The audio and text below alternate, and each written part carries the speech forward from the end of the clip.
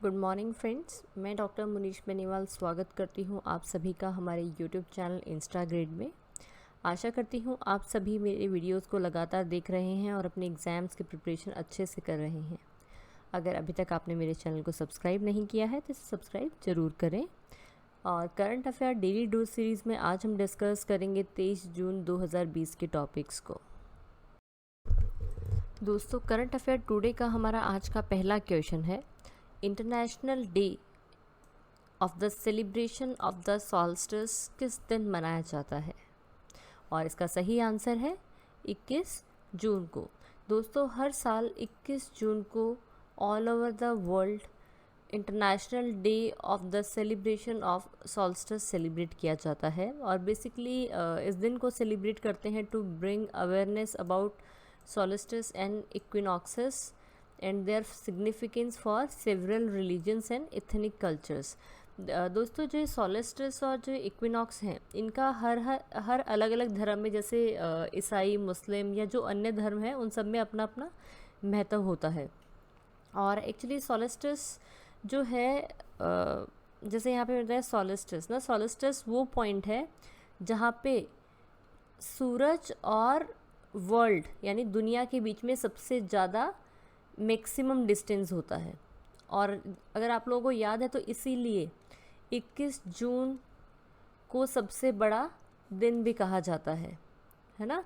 और इक्विनॉक्स वो पॉइंट है जहाँ पे वर्ल्ड और सन के बीच में स्मॉलेस्ट डिस्टेंस है, जो कि आमतौर पर 21 दिसंबर को सेलिब्रेट किया जाता है। और नॉर्मली जो सॉल्स्टिस है, इसको समर सॉल्स्टिस के नाम से भी जाना जाता है। और जो दिसंबर में आती है संक्रांति, हिंदी में से संक्रांति बोलते हैं, संक्रांति आती है, उसे विंटर सॉल्स्टिस भी बोलते हैं। तो दोस्तों, आज के दिन यानी सॉल्स्टिस डे जब सेलिब्रेट करते हैं 21 जून को, तो उस दिन सूरज और पृथ्वी दोनों में जो दूरी है वो सबसे ज़्यादा होती है, और इसीलिए यह सबसे लंबा दिन माना जाता है। 21 जून जो है वो सबसे लंबा दिन है साल का। और जो international day of the celebration of solstice है, इसको प्रोक्लेम किया था यूनाइटेड नेशंस जनरल असेंबली ने 20 जून 2019 को। दोस्तों, current affair daily dose series का हमारा अगला क्वेश्चन है, हाल ही में यूएस सीनेट ने NSF as national science foundation का हेड किसे अपॉइंट किया है? और इसका सही आंसर है डॉक्टर सेतुरामन पंचनाथन। डॉक्टर सेतुरामन पंचनाथन।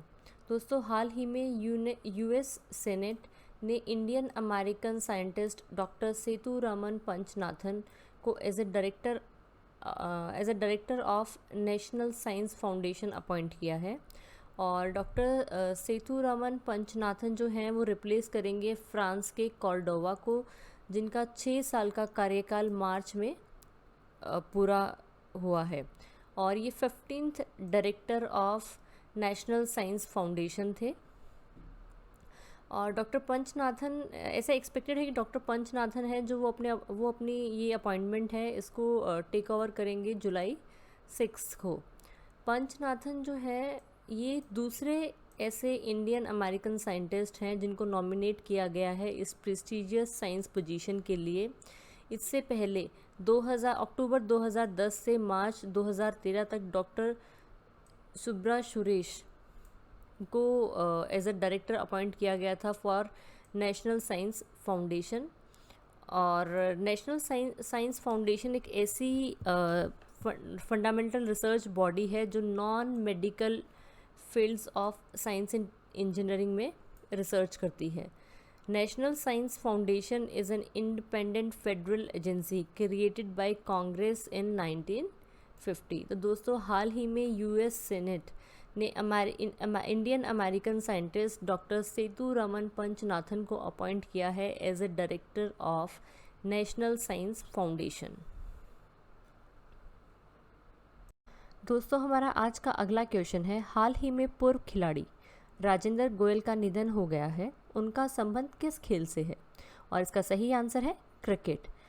दोस्तों, हाल ही में left arm spinner Rajendra Goyal ji का निधन हो गया है। उन्होंने 157 फर्स्ट क्लास मैचेस खेले थे और उन्होंने काफ़ी अपने अच्छे रिकॉर्ड्स भी बनाए रणजी ट्रॉफ़ी के दौरान, जिसमें एक था उनका 637 विकेट्स का। और 2017 में board of control for cricket in India ने राजेंद्र गोयल जी को CK Naidu life time achievement award से भी सम्मानित किया था। 2017 में राजेंद्र गोयल जी को board of control for cricket in India यानी BCCI ने CK Naidu life time achievement award से सम्मानित किया था। राजेंद्र गोयल जी इसके बाद में जो BCCI national junior selection committee थी उसके भी मेंबर रहे और साथ साथ हरियाणा सिलेक्शन कमेटी के भी मेंबर थे। दोस्तों, हमारा आज का अगला क्वेश्चन है, हाल ही में विद्याबेन शाह का निधन हो गया है, उनका संबंध किस क्षेत्र से है? इसका आंसर है सोशल वर्कर। दोस्तों, हाल ही में Padma Shri awardee social worker Vidyaben Shah का निधन हो गया है और वह काफ़ी उग्रणी थी in the field of child welfare और उन्होंने फर्स्ट बाल भवन भी बनवाया था राजकोट में 1940 में। और इसके साथ साथ 1970 में उन्होंने महात्मा गांधी संस्कृति केंद्र भी सेटअप करवाया to facilitate the cultural exchange among city residents. और विद्याबेन को 1992 में नेशनल अवार्ड से सम्मानित किया गया फॉर चाइल्ड वेलफेयर और उसके बाद उन्हें 1992 में ही पद्मश्री अवार्ड से भी सम्मानित किया गया फॉर चाइल्ड वेलफेयर। दोस्तों, करंट अफेयर टुडे का अगला क्वेश्चन है, हाल ही में भारत सरकार की तरफ से जिम्बाब्वे में अगले एम्बेसडर कौन अपॉइंट किए गए हैं? हाल ही में भारत सरकार की तरफ से जिम्बाब्वे में अगले एम्बेसडर कौन अपॉइंट किए गए हैं? और इसका सही आंसर है विजय खंडूजा।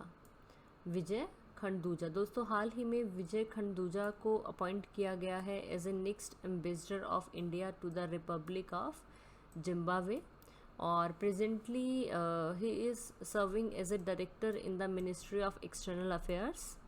और विजय खंडूजा जो है वो रिप्लेस करेंगे R मासुकी को। इसी के साथ इस टॉपिक से रिलेटेड हमारे कुछ और इम्पॉर्टेंट क्वेश्चंस हैं, जैसे करेंसी ऑफ जिम्बाब्वे क्या है? और इसका आंसर है यूनाइटेड स्टेट्स डॉलर। दूसरा है जिम्बाब्वे की कैपिटल क्या है?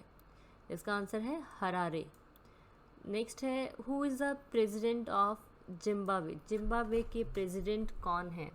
और इसका आंसर है इमर्सन मंगागावा। दोस्तों, हमारा आज का अगला क्वेश्चन है, वर्ल्ड म्यूज़िक डे किस दिन सेलिब्रेट किया जाता है? वर्ल्ड म्यूज़िक डे किस दिन सेलिब्रेट किया जाता है? और इसका सही आंसर है 21 जून को।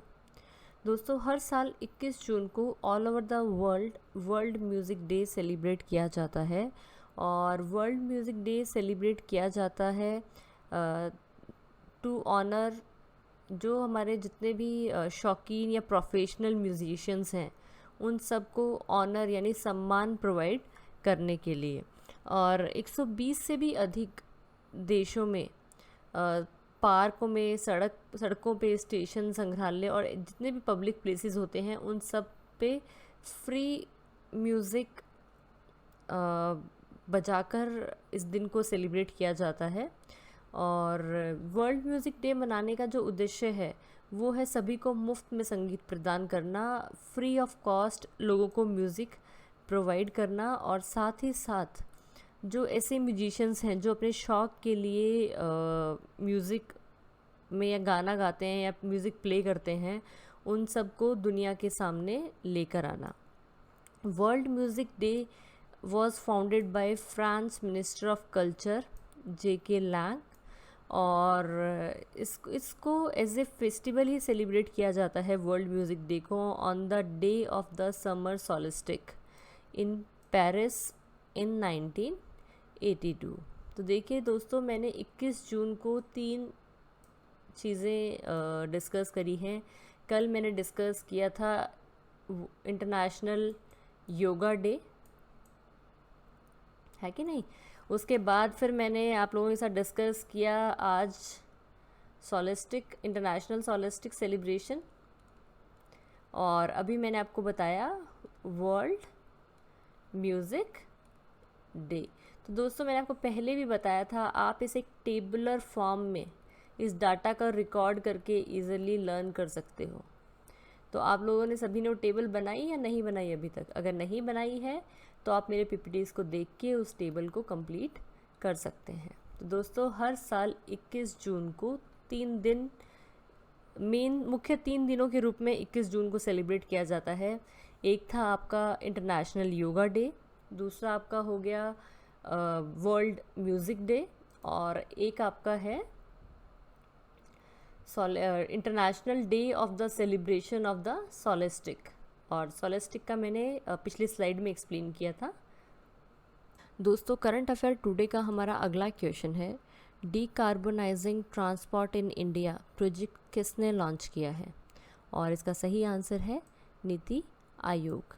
दोस्तों हाल ही में नीति आयोग ने डीकार्बोनाइजिंग ट्रांसपोर्ट ऑन इंडिया नामक प्रोजेक्ट लॉन्च किया है in collaboration with international transport forum. तो दोस्तों हाल ही में नीति आयोग ने एक प्रोजेक्ट लॉन्च किया है in collaboration with international transport forum.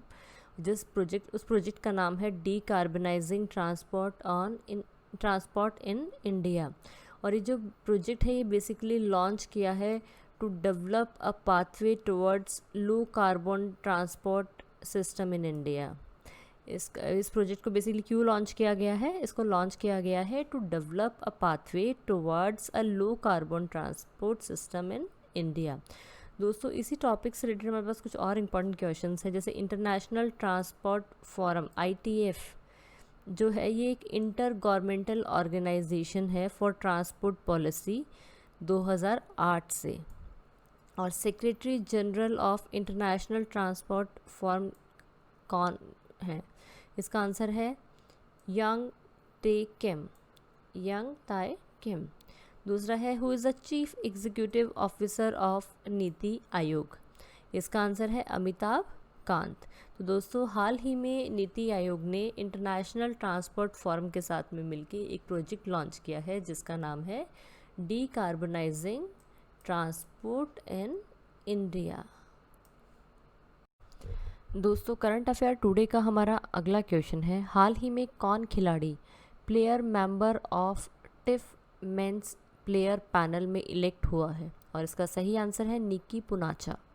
दोस्तों हाल ही में इंटरनेशनल टेनिस फेडरेशन ने अपनी लिस्ट ऑफ प्लेयर्स डिक्लेयर की है जिसमें उन सभी खिलाड़ियों के नाम हैं जो चूज़ हुए हैं for ITF world tennis tour player panels में। और इंडिया के निक्की पूनाचा इलेक्ट हुए हैं as a player member of International Tennis Federation World tennis tour player men's panel में। और इस जो कमेटी में जो इलेक्ट हुए मेंबर्स में मैन और वुमेन पैनल को हेड किया है बाय मार्क वुडफोर्डे, और लेडीज़ पैनल्स को यानी वुमेन पैनल को मैरी पियर्सी ने who are the athlete representatives of International Tennis Federation board of directors. इसी के साथ इस टॉपिक से कुछ इंपॉर्टेंट क्वेश्चंस हैं, जैसे इंटरनेशनल टेनिस फेडरेशन प्रेसिडेंट यानी CEO कौन है? इसका आंसर है डेविड हेगार्टी। दूसरा है International Tennis federation chief operating officer कौन है? इसका आंसर है केली फेयरवेदर। अगला क्वेश्चन है इंटरनेशनल टेनिस फेडरेशन का हेडक्वार्टर कहाँ स्थित है? इसका आंसर है लंदन UK में, लंदन यूनाइटेड किंगडम्स में। तो दोस्तों हाल ही में Indian player Nikki Poonacha elect हुए हैं as a player member of International Tennis Federation World tennis tour player men's panel में। दोस्तों हमारा आज का अगला क्वेश्चन है, हाल ही में एक्सिम बैंक यानी export import bank of India ने रिपब्लिक ऑफ निकारागुआ की LOC line of credit extend की है। यह LOC कितने मिलियन $US की एक्सटेंड की है? और इसका सही आंसर है $20.10 मिलियन डॉलर्स। तो दोस्तों हाल ही में export import bank of India on behalf of government of India ने government of republic of Nicaragua की जो एलओसी है, लाइन ऑफ क्रेडिट है, उसको एक्सटेंड कर दिया है बाय 20.10 मिलियन यूएस डॉलर्स। और जो ये लाइन को एक्सटेंड किया है, एलओसी को एक्सटेंड किया है, ये किया है फॉर द जो एल्डो छावरिया हॉस्पिटल है उसके पुनर्निर्माण के लिए in the republic of Nicaragua. इसी टॉपिक से रिलेटेड हमारे पास कुछ और इम्पॉर्टेंट क्वेश्चंस हैं, जैसे managing director of EXIM bank export import bank of India कौन है? इसका आंसर है डेविड रस्किना। दूसरा है कैपिटल ऑफ निकारागुआ क्या है? इसका आंसर है मानागुआ।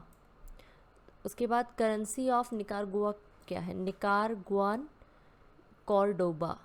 तो दोस्तों हाल ही में export import bank of India on behalf of government of India जो रिपब्लिक ऑफ निकारागुआ है उसकी एलओसी लाइन ऑफ क्रेडिट को एक्सटेंड कर दिया है बाय 20.10 मिलियन यूएस डॉलर।